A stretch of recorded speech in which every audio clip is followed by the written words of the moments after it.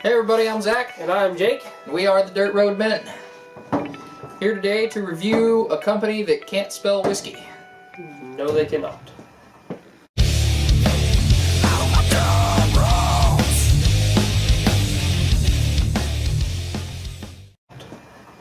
Seriously, it's a bourbon. They spelled whiskey without an E. They're just not very bright. Oh. He told me it was because heritage or something, but Yeah, it's bourbon. They're dumb. somewhere along the lines, one of them was a Scot. Cool. All right, so this is take 3. Take 3. We shot one of these. I accidentally deleted it. Somebody accidentally deleted it, wasn't me. I don't touch the camera, so. Yeah, sure. Totally wasn't him. And then the last one, we stumbled all over the place, and the camera messed up, and we decided to redo it. It did not go well. No, it did not. So, but yeah, we're reviewing a pretty good bourbon today. So, you want to tell them about it? I'll try to. You think you can this time? You think you can get through it? I hope. So T. William Samuel Sr. I think that's what got me on the other one. Was just that's a mouthful. Bought out Burke's Distillery in October of 1953. He started distilling in 1954 and bottling in 1958. Cool. Oh, I thought you were doing something weird. No, I was sitting up. Okay. They have a fairly distinctive red wax that they hand dip all their bottles in, even their tiny little 50 milliliter shooter bottles, airplane bottles, if you will. It really is wax too, even though it feels like rubber. So Don't break any more off. I really like that. They said they're hand dipped. In the 60s and 70s, they had a pretty neat marketing tagline. It was, it tastes expensive and is. And I think that was the era where like whiskey was kind of on the downhill and your clear spirits, like your vodkas and your gins were kind of coming up. And so everybody was like shooting to outbeat everybody else, and they just came into it. They were just like, nah, we're going to charge real money for this. Big guy in the locker room walking in. Because, as you're about to illustrate, there's a lot of attention to detail with this company. Like, if you put this much effort in, yeah, you deserve to ask for a little bit more. And they really don't ask for that much for these. No, I mean, each batch is 19 barrels or less, which is super small batch. They that keep word it doesn't around, mean anything. They keep it around 1,000 gallons a batch. In most companies, like your Jim Beam, I don't even know how many gallons are in one batch, but it's thousands. Yeah. Multiple thousands. Yeah, like if a normal batch is 10,000, then 5,000 could be a small batch with one company. These guys keep it around 1,000, 19 barrels. Can you imagine if they did a small batch? I guess it'd just be like single. Well, at that point, it'd be single barrel. It'd pretty much have to be. Yeah, but each one of those barrels still comes from a batch. Like only yeah, that's true. Only one batch is whatever you can fit in a barrel. Yeah, maybe that's why they don't have a small batch. Makes sense. Let's see. And then in 1981, Hiram Walker and Sons bought out Maker's Mark. And then, huh? Don't bang on the desk. Hey, Steven. Oh. So Hiram Walker and Sons bought out Maker's Mark 81. Hiram Walker was bought out by Allied Domecq in 87. They were sold to Pernod Ricard. To who? Pernod Ricard. I think it's That French. feels like a made-up name. It does, and I don't like saying it. Why? Because you think it's French? No. Maybe. I don't like the French. Who does? French Canadians? Because they're somehow worse? Potatoes. Yeah, fair enough. Then the Maker's Mark brand was sold to Fortune Brands in that whole ordeal. Fortune Brands split in 2011, and their alcohol division became Beam Incorporated, who was then in turn bought out by Suntory in 1914. Wow. 2014. Man, time travelers. We're lost. The Japanese, man, what do they think of next? Better than a lot of stuff they've thought of recently. In case you're wondering, I'm talking about Japanese porn. So. What is up with you and that? What? You had... It's weird, man. There's tentacles and stuff. It freaks me out. Something wrong with those people. I don't watch it. That's what I'm saying. It freaks me out. Okay. So they have as we stated earlier, a pretty sharp eye for detail. A lot of companies, when they're aging, they just sit them in a barrel for 2, 4, however many years predetermined. As soon as it hits that, they start mixing and blending them together and to get their taste. Each barrel is tasted periodically after it hits the 4-year mark until it hits a certain taste they want, and then they stop the aging process and start bottling it, essentially. Yep. They use a double copper. They double distill it in copper stills? Yeah. I was going to say a double copper distilling system. How do you double copper? With a distillery. You don't even know what you're saying right now, do you? You see, you threw me off. Their fermentation tanks are made of wood. Which is awesome. Yeah, It's most so cool. most other companies that Most looked companies up. use steel vats. Would you shut up? I'm sorry, it's taking you like 10 minutes to spit it out. Some of their planks in their cypress fermentation tanks Are 200 years old or more. Fucking hit me. I hate you again.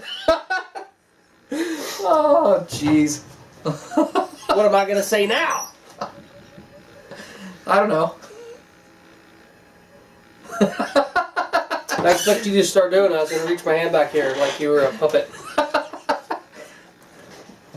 Their flavoring grain is red winter wheat rather than rye. See, twice in a row. Rather than rye, because rye is garbage. I'm just going to say. Rye can be good. I mean, there's rye in Wild Turkey 101's mash bill, but... Yeah, there's rye in most bourbon's mash bill, but I don't... Straight rye is usually not that great. We found one. I mean, but we've tried like 4, so... That's enough. How many tequilas have you tried? And how many do you like? So far, I'm 50-50. I'm only 75. Or I'm only 25. Yeah, the 75 Pro tequila. What are you saying? I don't even know, man. You want to just tell them the story that you got mad at me for trying to tell them to speed you up? No, not anymore. Now you're yelling at me.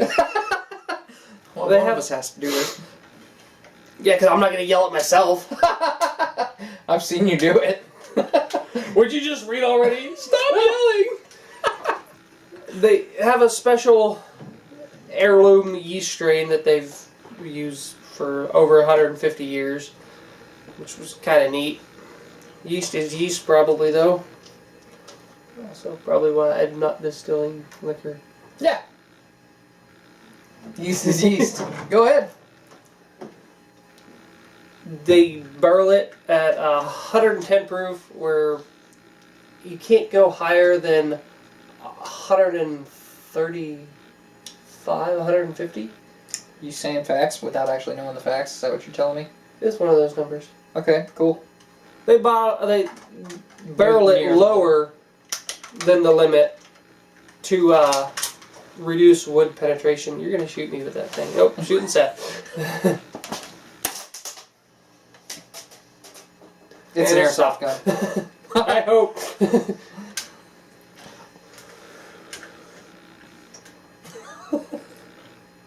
Go ahead. Okay.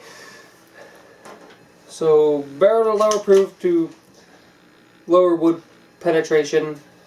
They use a roller mill to break up the grains rather than the much more efficient hammer mill. They do that in order to reduce the likelihood of scorching the grain. It's a sour mash, which is sour mash is they use parts of the older mash bill to start the new fermentation of the new batch.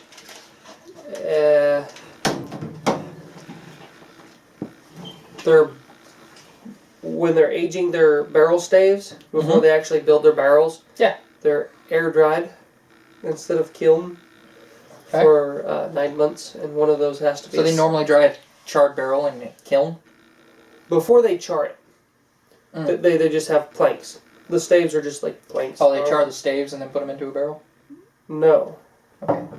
They typically, some people, they take those staves, they dry them in a kiln, and then they assemble them into a barrel, and then they stick them over a big burner thing. They go. How was that again? And it's really cool.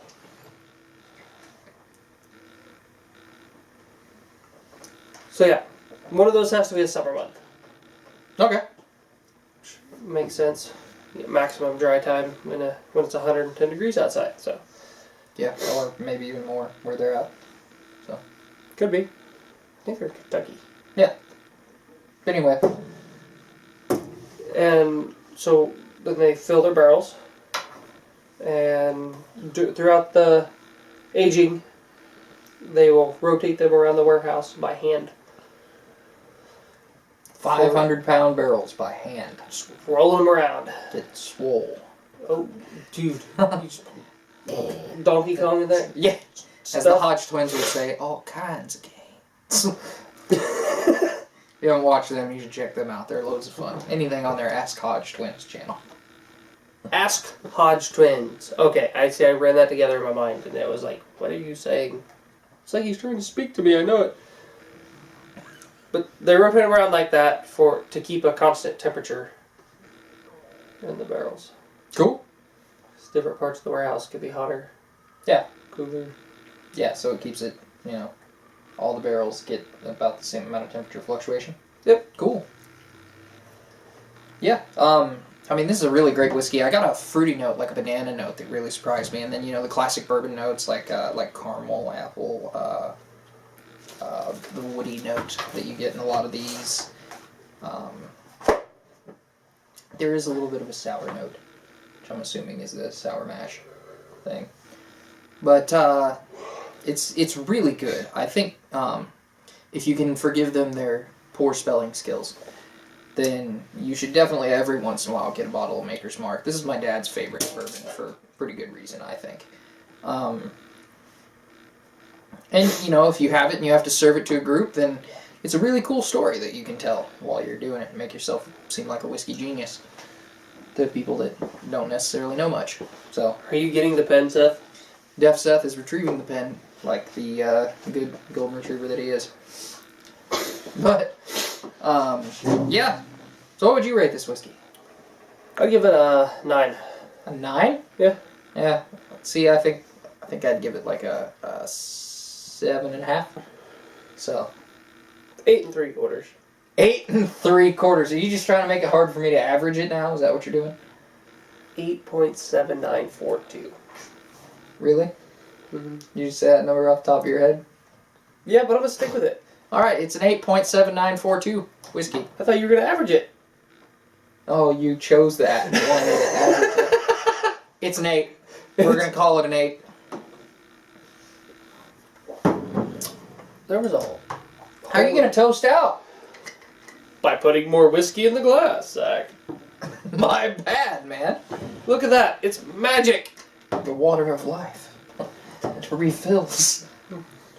But anyway, yeah, we definitely think Maker's Mark would make a good, decently budget addition to your cabinet. It's a little high for some budget whiskeys. There are some other whiskeys I like a little better that are a little less. But it definitely works its way in rotation. I like to buy some Maker's Mark every now and again. And I think you should too. So, with that, I don't think I have anything else. Do you? No. Alright, well, I'm Zach. And I'm Jake. And we are the Dirt Road Men. Cling. Hey everybody, if you like this video, hit a like or dislike, comment, subscribe, and hit the notification bell. And if you really like what we're doing, check us out over on Facebook where we post every day.